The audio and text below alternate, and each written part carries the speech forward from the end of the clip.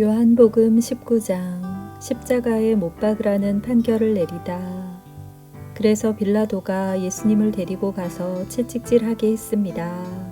군인들은 가시나무로 왕관을 만들어 예수님의 머리에 씌우고 자줏빛 옷을 입혔습니다.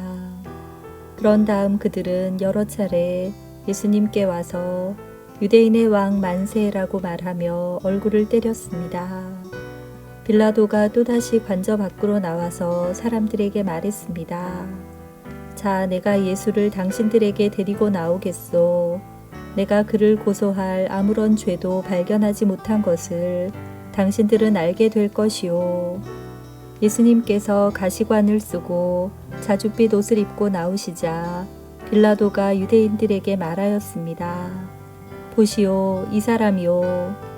대제사장들과 성전 경비병들이 예수님을 보고 목소리를 높여 외쳤습니다. 십자가에 못 박으시오. 십자가에 못 박으시오. 빌라도가 그들을 향해 이렇게 말했습니다. 당신들이 이 사람을 데리고 가서 십자가에 못 박으시오.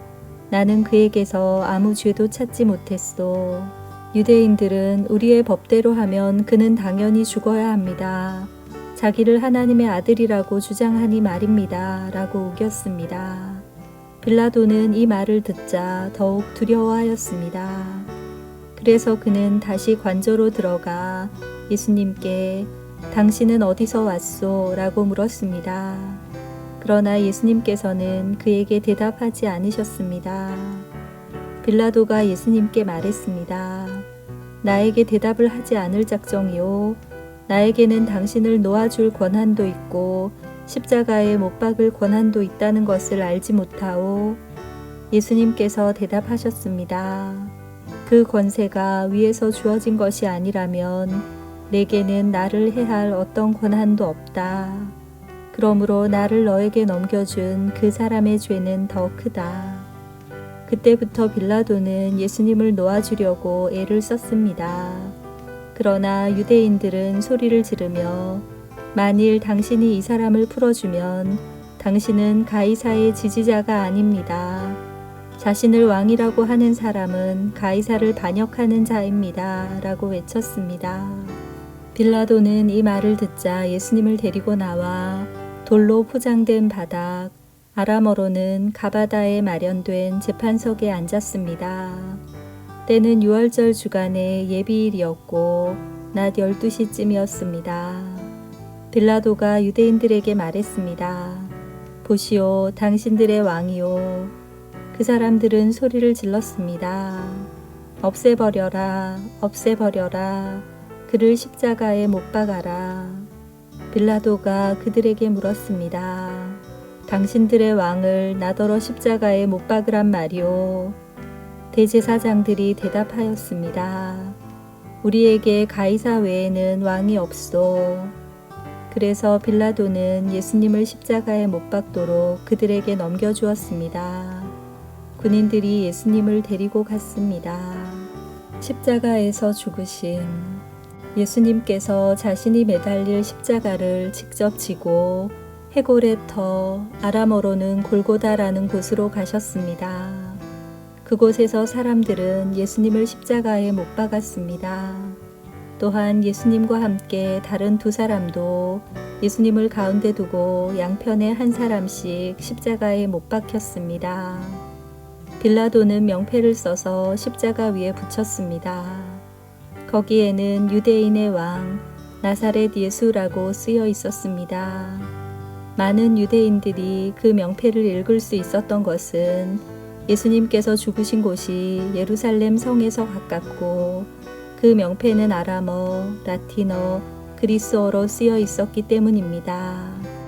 유대인의 대제사장들이 빌라도에게 유대인의 왕이라 쓰지 말고 나는 유대인의 왕이다라고 쓰십시오 하면서 억지를 부렸습니다. 빌라도는 나는 내가 쓸 것을 썼을 뿐이다 라고 대답했습니다. 군인들은 예수님을 십자가에 못 박은 뒤에 그의 옷을 4조각으로 나누었습니다. 그리고는 저마다 한 조각씩 나누어 가졌습니다. 그들은 속옷도 가져갔는데 그 옷은 위로부터 아래까지 완전히 통으로 짠 것이었습니다. 그래서 군인들은 이것은 찢지 말고 제비를 뽑아 누가 가질지 정하자라고 말하였습니다. 이런 일이 일어난 것은 그렇게 되리라고 말한 성경 말씀을 이루기 위해서였습니다. 그들이 자기들끼리 내 옷을 나누고 내 옷을 가지려고 제비 뽑나이다. 예수님의 십자가 곁에는 예수님의 어머니와 예수님의 이모와 글로바의 아내 마리아와 막달라 마리아가 서 있었습니다. 예수님께서 그의 어머니와 그 곁에 사랑하는 제자가 서 있는 것을 보시고 어머니를 향해 말씀하셨습니다. 여자여, 보십시오. 어머님의 아들입니다. 그리고 그 제자에게는 보아라, 내 어머니이시다 라고 말씀하셨습니다. 그때부터 이 제자는 예수님의 어머니를 자기 집에 모셨습니다. 예수님의 죽음 이후에 예수님께서는 이미 모든 것이 이루어진 줄 아시고 성경이 성취되도록 하기 위하여 내가 목마르다 라고 말씀하셨습니다. 그곳에 신 포도주가 담긴 항아리가 있었습니다. 군인들이 해면을 신 포도주에 흠뻑 적셔서 우슬초 막대기에 매달아 예수님의 입으로 가져갔습니다. 예수님께서는 신 포도주를 맛보신 다음 다 이루었다 라고 말씀하셨습니다. 이 말씀을 하신 후 고개를 아래로 떨구시고 운명하셨습니다. 이날은 예비일이었고 다음 날은 안식일이었습니다. 유대인들은 안식일에 시신을 십자가에 그대로 두고 싶지 않았습니다. 그래서 빌라도에게 시신의 다리를 부러뜨리고 그 시신을 십자가에서 내려달라고 부탁했습니다. 군인들이 가서 예수님과 함께 못 박힌 첫 번째 사람의 다리와 또 다른 사람의 다리를 부러뜨렸습니다. 그러나 군인들이 예수님께 갔을 때에 그들은 예수님께서 이미 돌아가신 것을 알고는 그분의 다리를 부러뜨리지 않고 창으로 예수님의 옆구리를 찔렀습니다. 바로 피와 물이 쏟아져 나왔습니다. 이것을 본 사람이 증언한 것이니 그의 증언은 참됩니다. 그는 자기가 진리를 말하고 있다는 것을 알았습니다. 그가 이렇게 말한 것은 여러분들도 믿게 하려는 것입니다.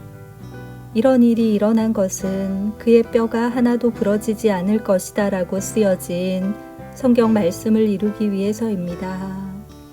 또 다른 성경에는 그들은 자기들이 찌른 사람을 볼 것이다 라는 말씀이 있습니다. 무덤에 묻히신 예수님, 이 일이 일어난 후 아리마대 사람 요셉이 빌라도에게 예수님의 시신을 가져가겠다고 요청하였습니다.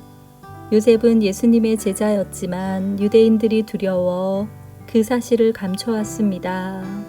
빌라도가 허락하자 요셉이 와서 예수님의 시신을 가져갔습니다. 니고데모도 요셉과 함께 왔습니다. 니고데모는 일찍이 밤에 예수님을 찾아왔던 사람이었습니다.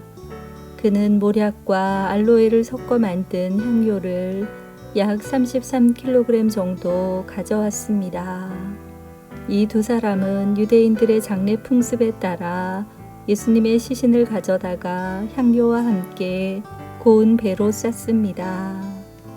예수님께서 십자가에 못 박히신 곳에는 동산이 있었습니다. 그 동산에는 아직까지 한 사람도 그 안에 안치한 적이 없는 새 무덤이 있었습니다. 무덤도 가까이 있고 유대인들의 예비일이기도 해서 요셉과 니고데모는 예수님의 시신을 그 무덤에 넣어두었습니다.